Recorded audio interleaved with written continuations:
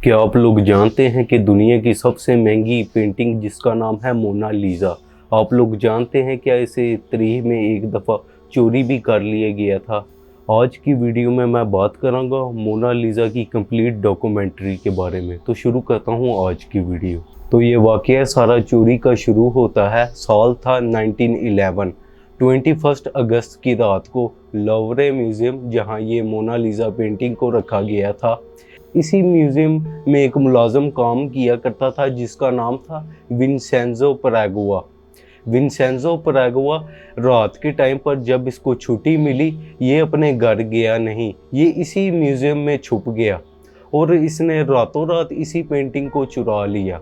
और उस टाइम पर कैमरे वगैरह तो हुआ नहीं थे करते जिससे ये पता लगे कि इसने कैसे चुराए थी, और इस म्यूज़ियम की किसी भी मैनेजमेंट या स्टाफ को नहीं पता चल सका कि ये काम किसने किया है और कैसे किया है। तो विंसेंजो ये पेंटिंग चुरा कर ये अपने घर ले गया किसी तरीके। इसने इस पेंटिंग को अपने बेड के नीचे छुपा दिया। और ये पेंटिंग जब इसने चुराई थी तो ये चुरा के एकदम सा डर सा गया, ये पैनिक में पड़ गया कि मेरे पास इतनी बड़ी एक पेंटिंग है, इसे रख कर वो अनसेफ फील करने लगा। तो तकरीबन 2.5 साल इस बात को गुजर चुके हुए थे। किसी शख्स को इस बंदे के अलावा इस पेंटिंग का अता पता नहीं था। पूरी दुनिया भर में इसकी मिसिंग की खबरें छपने लग पड़ी कि ये मोनालिसा पेंटिंग को चुरा लिया गया हुआ है। लेकिन साल था 1924 में जब इस पेंटिंग को चुराए गए हुए 2.5 साल गुजर चुके थे, तब इसने सोचा कि मैं इटालियन जाके किसी आर्टिस्ट को मैं ये इस पेंटिंग को बेच डालूंगा। ये मुलाजिम भी विंसेंजो इटालियन था।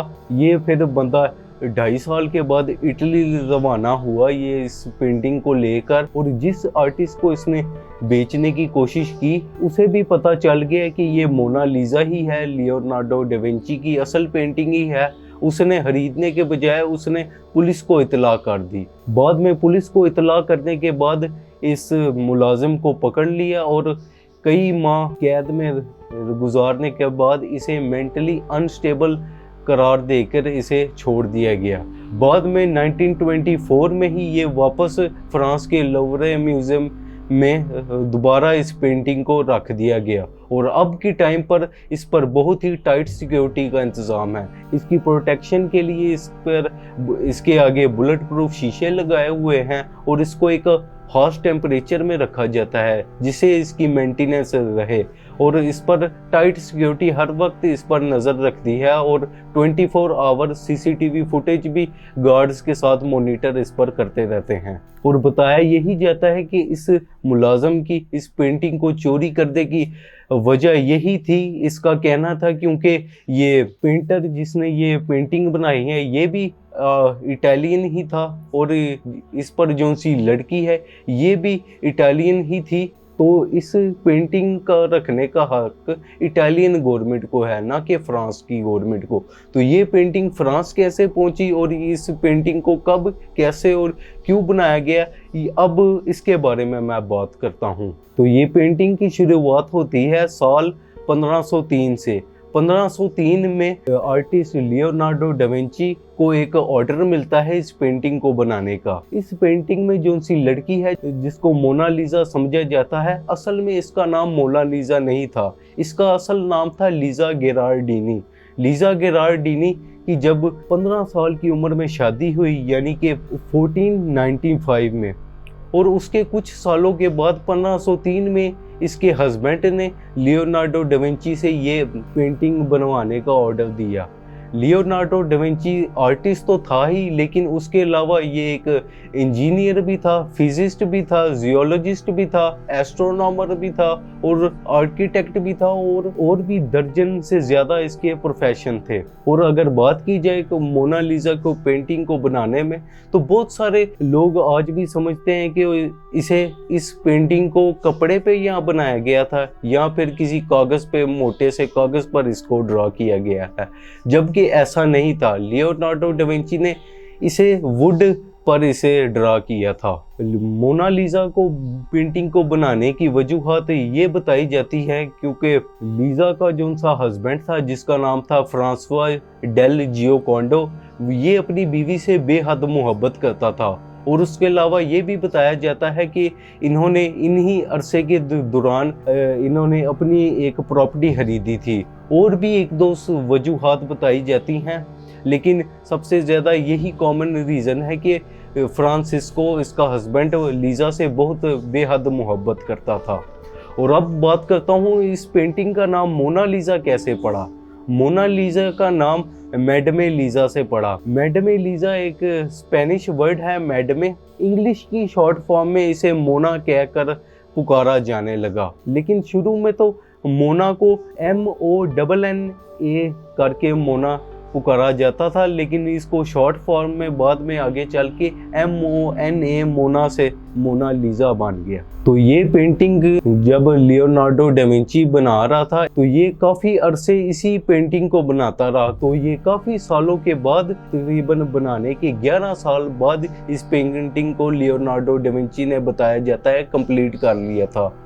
लेकिन उसके बाद बताया जाता है कि लियोनार्डो डा विंची उसके बाद फ्रांस रवाना हो गया और उसने कई साल गुजारे और 1519 में लियोनार्डो डा विंची की इसकी डेथ हो गई थी। और उसके बाद बताया यही जाता है कि फ्रांस का जो सा उस टाइम पर जो सा किंग था उसने इसकी पेंटिंग को अपने एक महल में रॉयल कलेक्शन के तौर पर उसने महफूज कर ली। और उसके बाद काफ़ी अरसे के बाद, तो साल था 1797 में जब फ्रेंच रेवोल्यूशन स्टार्ट हुआ, इसी लड़ाई में ये लोग अपने साथ इस पेंटिंग को ले गए और उसके बाद इसको फ्रांस के लूवरे म्यूज़ियम में रख दिया गया और आज तक ये वहीं पर महफूज हालत में पड़ी हुई है, जो कि तारीख में 1911 में एक बार इसे चुरा भी लिया गया था।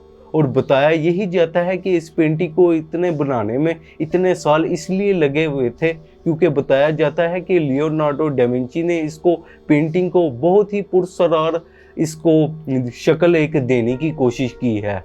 अगर आप लोग देखें तो आप में से कई लोगों को इस लड़की को तस्वीर को अब गौर से अगर देखेंगे तो इस पर काफ़ी ज़्यादा इसकी खासकर स्माइल पुरस्कार कई लोगों को लगती है। जितना गौर से देखोगे कई लोगों को लगेगा कि ये एक उदास सी एक लड़की है और कई लोगों को लगता है कि ये एक नॉर्मल सी एक लड़की है। और बताया यही जाता है कि लियोनार्डो ने पुरस्कार इस पेंटिंग को बनाने के लिए इतने साल इस पर लगा दिए, इस लड़की की स्माइल ही, ताकि लोगों को समझ ही ना आ सके कि किस तरह ये मुस्कुरा रही है, नॉर्मल मूड में है या हैप्पी है या सैड है, इसका पता ही ना चल सके। वैसे तो मुझे तो ये एक नॉर्मल सी एक स्माइल करती हुई लड़की एक नज़र आती है। आपका इसके बारे में क्या कहना है मुझे कमेंट सेक्शन में ज़रूर बताना। और एंड पे बात करूँगा जो कि इस पेंटिंग के बारे में बहुत सी मिस्टीरियस मानी जाती है। इस पर बताया जाता है कि इस पेंटिंग में जो सी लड़की है, इस लड़की की आईब्रोज नहीं बनाई गई। लियोनार्डो डा विंची ने बहुत सारे लोगों को कहना है कि इस पेंटिंग में आईब्रोज नहीं बनाई, जबकि ऐसा बताया जाता है कि लियोनार्डो डा विंची ने इस पेंटिंग में इसकी आईब्रोज बनाई थी, लेकिन वक्त के साथ साथ सदियों बाद इसकी आहिस्ता आहिस्ता आईब्रोज बिल्कुल हो गई हुई हैं। और कुछ लोगों का मानना है कि उस दौर में अमीर लोगों का फैशन हुआ करता था कि आईब्रोज को रिमूव करवा देना।